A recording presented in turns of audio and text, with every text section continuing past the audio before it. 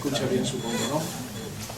Bueno, lo primero que quiero decir es que este libro, la gente que estamos acostumbrados al papel, huele a nuevo, pero huele a nuevo desde la convocatoria hasta las propuestas que tiene. Yo me lo he leído en estos días y voy a deciros un poco lo que me parece como una especie de adelanto que luego los autores podrán ilustrar indudablemente. ¿Cómo están las cosas esto de los libros de economía en estos tiempos de crisis? Que un servidor que forma parte de un grupo de trabajo, de investigación, de historia de la Universidad de Cádiz, recibí hace un mes y medio una invitación directa de una editorial para publicar un libro de crítica económica. No me ponía condiciones, podía publicarlo ya directamente. Esto es verdad, pero en fin, lo digo en todo caso como una broma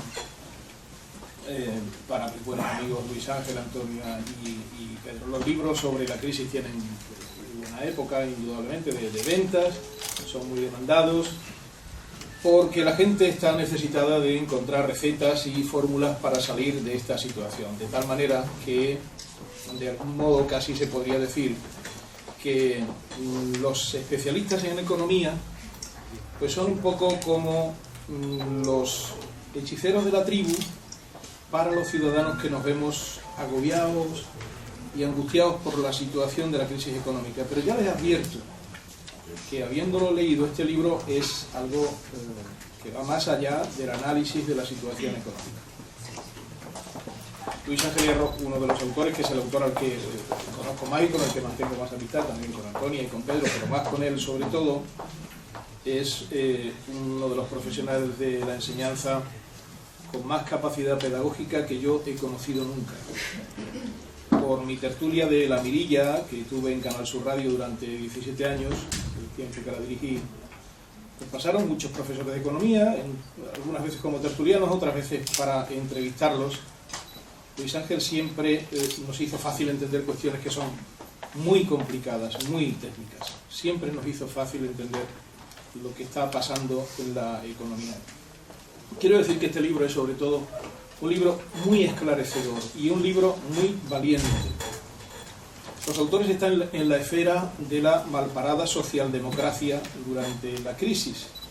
El espíritu de su formulación, de sus propuestas, es precisamente el remedio socialdemócrata a lo que está pasando.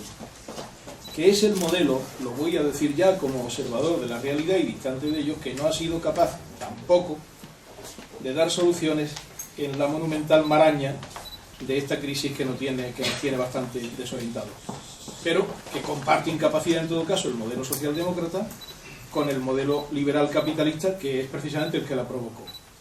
Ellos dirán, es que los postulados socialdemócratas no se han aplicado, se han inhibido durante este tiempo o los han inhibido. En fin, ellos podrán entrar luego en ese tipo de pormenores.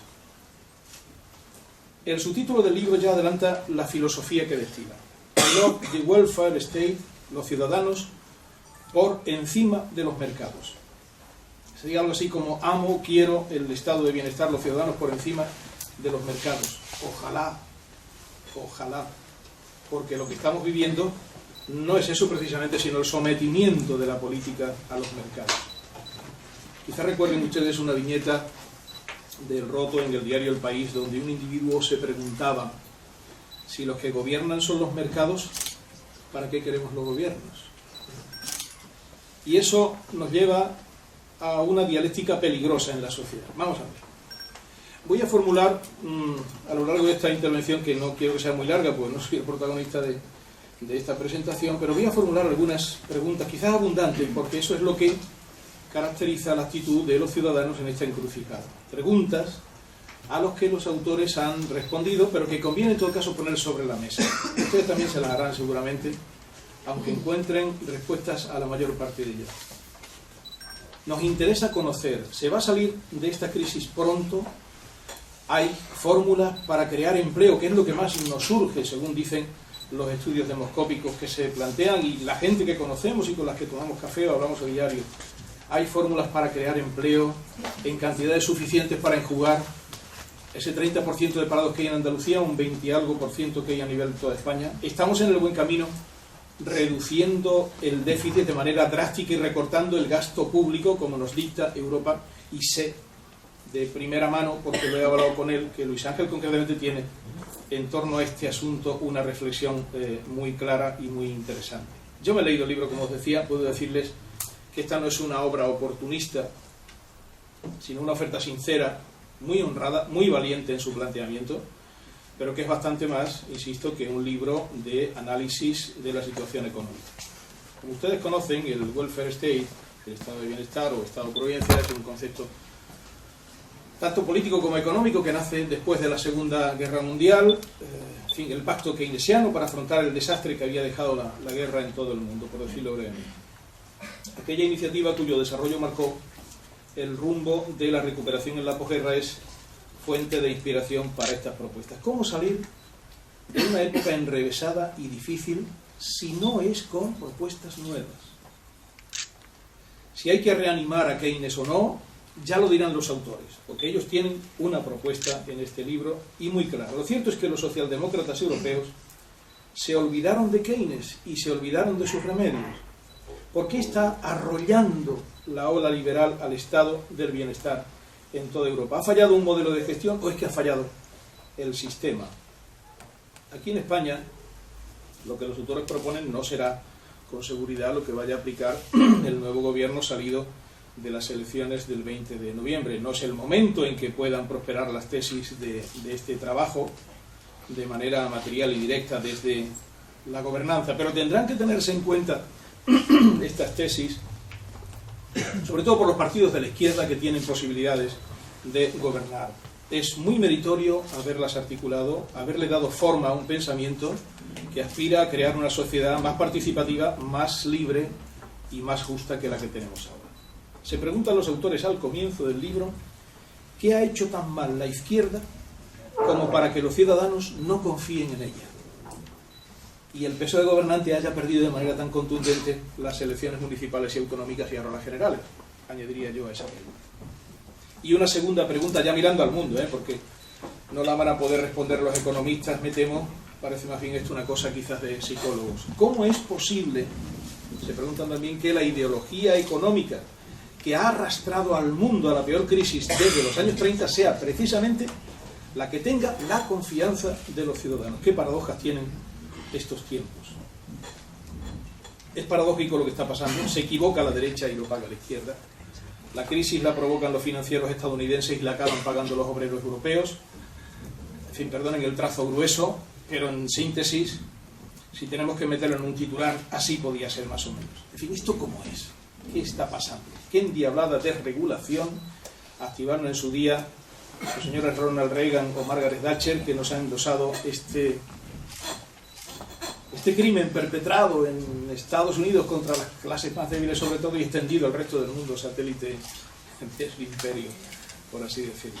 Bueno, si el G20 pareció recuperar el control de la economía hace ahora 3 años, ¿qué es lo que ha ocurrido después para que estemos en esta situación tan crítica de ahora?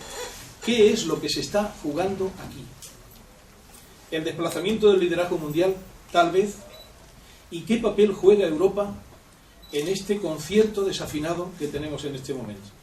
¿Tiene la socialdemocracia, y ahí voy a las tesis del libro, soluciones que aportar incluso para rescatar a Europa del embrollo en que está sumida? ¿Tan decisivo es un país como Grecia, 11 millones de habitantes, como para provocar la tormenta que se ha generado en Europa? ¿Conseguirá sobrevivir el euro con estos dirigentes políticos que tenemos? Más, ¿la solución a los problemas de Europa está en Europa? ¿Cuál debería ser el papel del Banco Central Europeo? Se habla de los mercados. ¿Y quiénes son los dichosos mercados? Los ciudadanos no entendemos por qué estos ataques especulativos contra la deuda de países aparentemente solventes y cumplidores. No hay manera de cortar esta sangría que nos va a convertir en deudores hipotecados seguramente para varias generaciones. ¿Se cura esta enfermedad controlando el gasto y reduciendo el déficit solamente? ¿O hay que crecer para salir de la entropía que está provocando este círculo vicioso? Miren, se ha juntado la crisis financiera con la crisis económica, con la crisis de confianza, con la crisis de liderazgo, con la crisis europea, con la crisis, etcétera, etcétera, etcétera. Esta es la madre de todas las crisis, a lo que parece. Tenemos todas las dudas y toda la desconfianza como ciudadanos. Los ciudadanos tenemos la certeza de haber sido engañados y de estar siendo los que pagamos la factura del desastre. ¿Hasta qué profundidad llegaba el artificio financiero y la mentira de las entidades financieras? ¿Qué ha pasado para que se derrumbe el sistema como un castillo de naipes? ¿Seremos capaces de revisar aquella teoría del crecimiento indefinido que se asumió, pues, en fin, en el mundo durante 3 décadas largas, por lo menos, antes del crash de Lehman Brothers? Por cierto, y para que se vea que los mercados no reparan en los dirigentes políticos, que la cosa va por otro lado, los mercados descontaron la victoria de Mariano Rajoy sin reparar en su triunfo ni darle 24 horas, lo recordaréis porque está muy, muy cerca. El primer día después de ganar las elecciones, subió la prima de riesgo y la bolsa cerró con pérdidas. Y por esos derroteros sigue ahora.